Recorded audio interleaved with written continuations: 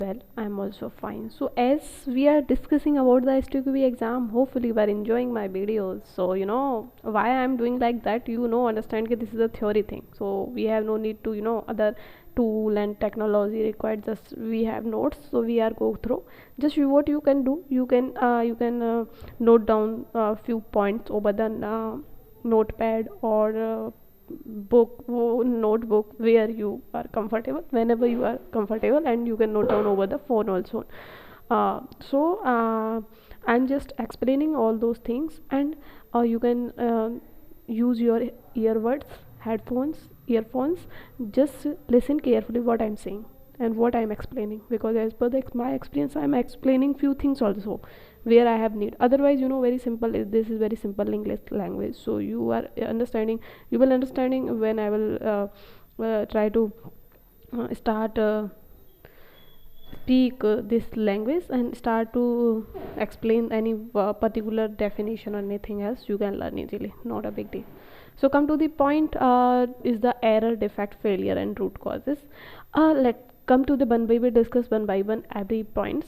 uh, Human being make error, mistakes which product defect or bugs and fault, which is turn may result in failure. Human make errors for various reasons, such as the time pressure, complexity of work product, infrastructure or infrastructure interactions, simply because they are tried or lack adequate training. Defects can be found in documentation such as requirement specification or test script in source code. In a supporting artifact such as a build file, defects in artifact product earlier in SDLC, if undetected, often lead to defective artifact later in the life cycle. If a defect in code is executed, the system may be failed to do what it should do or do something it should not, causing a failure. Sometime defect is caused by the some of requirement or test script or something, due to subcode, or sometime SDLCs, we are releasing the product, that may causes the defect also. So some defects will always result in the failure if executed, while other will only result in a failure in specific circumstances, and some may never result in a failure.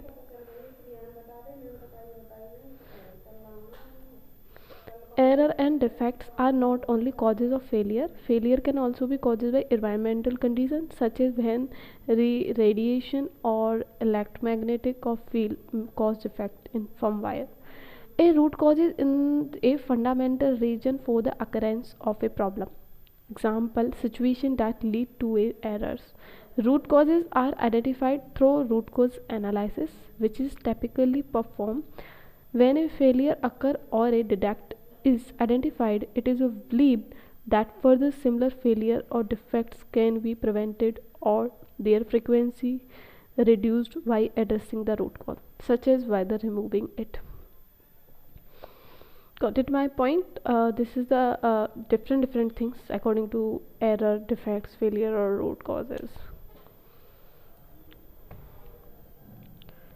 Testing principles. There are very seven principle. Sometime I have attended one of the Samsung interview, then they ask question, any two testing principle, what is the exactly testing principle. So this is the seven, always remember. Testing show the presence, not absence of defect. Testing show the presence, not absence of the defects. Exhaustive testing is impossible. Early testing save time and money. Defect cluster together Defects cluster together. Test wear out. Testing is context dependent. Absence of defector fallacy. Let's explain. There are the 7 point. Always remember, this is the always common question. This is asked by the interview, or this is definitely, I'm sure I can written multiple times. This is important question because this is asked by the lot of interviewer, or this same question come in ISTQB exam. So I'm sure this is very important topic. Come to the point. Testing shows the presence, not absence of the defect. We are very good understanding what is the meaning of this title. Testing can show that defects are present in the test object, but cannot prove that there are no defects.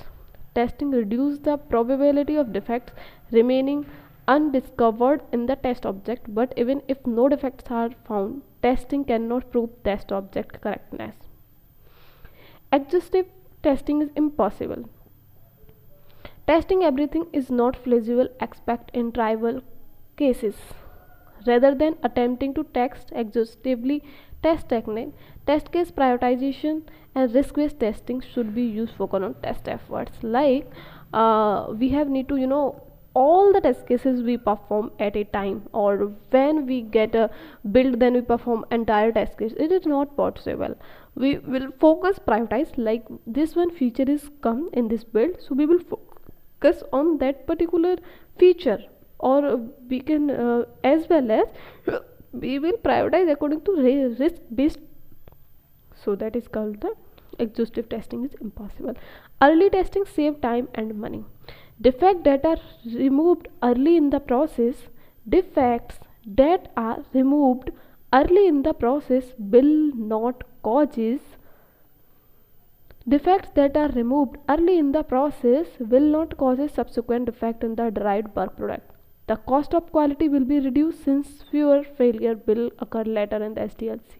To find defect early, both static and dynamic testing should be start as early as possible. What is the meaning early testing? Sometime what is happen, like waterfall model or other springle models, lot of different models, that is one talking about that used in the past, industry using a very the old methodology. That time what is happen ki whole application is designed implement, then the QA team is testing the whole application instead of the particular feature. So that is what is happening. If they are getting issues, major issues, so they are getting, they have a lot of time to implement that, resolving that, then they come back to the QAs. So early testing save time and money is the, if we are working on a one feature is implemented and come in the QA environment parallelly. QA is test and give thumbs up, yeah, it is fine. If QA is getting issues, then raise that bug, then back to the Q developers, like that. Defect culture together is a small number of system component usually contain most of the defects. Number of system component usually contain most of the defect discovered or responsible for most of the operation failure. Sometimes major functionality have a defect, or accordingly that we are facing the contain of the defect discovered or responsible for most of the operation failure. A major issue is come in the main functionality of that application. Issue of that we are stuck with the functionality wise. That is means if you are that means defect cluster together, like one function causes of a whole functionality of the application or main purpose of the application. Like suppose e-commerce, you are not able to add cart, a product. So according that, how you can understand how the customer is blocked, majorly customer block na e-commerce platform. So this is the pain ki if any small number of system component is leak most of the defects, discover the responsible of the most of the failures. Testing wear out. If same tests are repeated so many times, so you will not get issues. Testing is context dependent. Testing depend on the application, testing depend on the system to system, or like application to application. I'm talking about that. They become let's suppose if the same tests are repeated, so there is no single universally applicable approach to testing. Testing is done definitely different context in the sense like domain, like applications, like medical application. If you are using e-commerce, so all the things, it's the context dependent, how the user using according to use case or scenarios. Absence of defect policy. If you are thinking as a QA ki it is 100% bug free application you are providing to user, it is never ever possible. It is a fallacy to expect that software verification will ensure the success of a system. Thoroughly testing all specified requirement and fixing all the defects found, code still reproduce a system that does not fulfill the user's need and expectation, that does not help in achieving the customer business goal, and is the inferior compared to others. That is the meaning of, let's see, I explain, so you can read that. Test activities and test where and test roles. Let me a moment. Test activities, test where, test roles. Come to the point. Test activities and tasks. Test process usually consists of the main group of activities described below.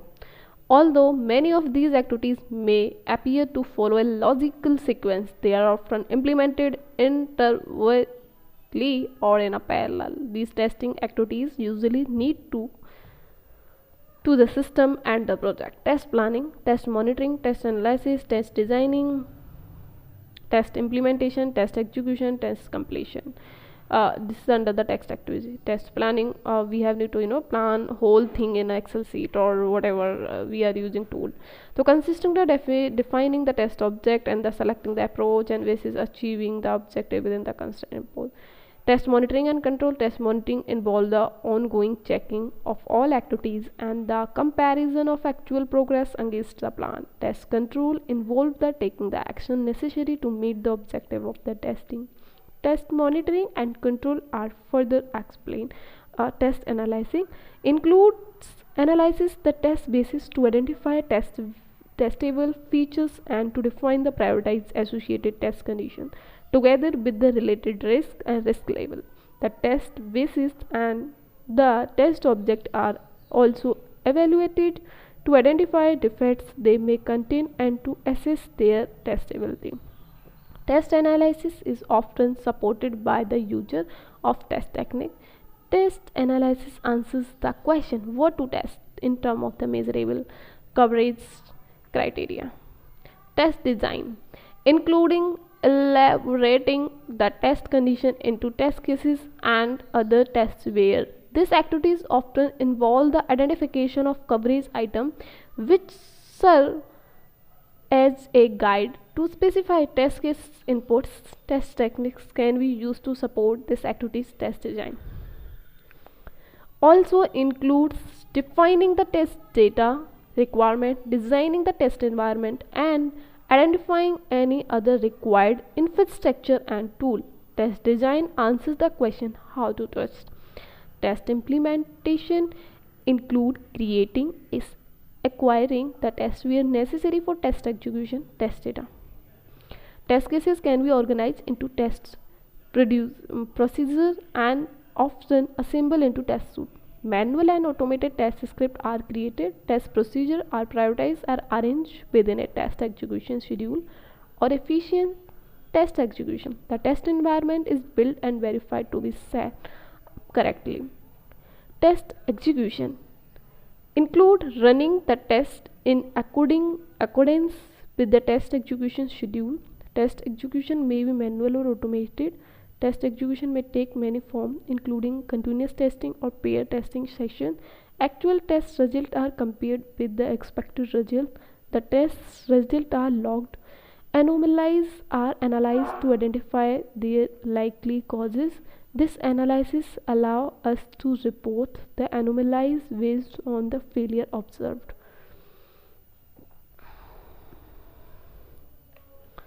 Test completion activities usually occur at project milestone. For any unresolved defect, release, end of iteration, test level, completion. For any unresolved defect, change request or product backlog item created, any test where that may be useful in the future is identified and achieved or handed over the appropriate term. The test environment is shut down to an agreed state. The test activities are analyzed to identify lesson and learn and improvement for future iteration. Release or project.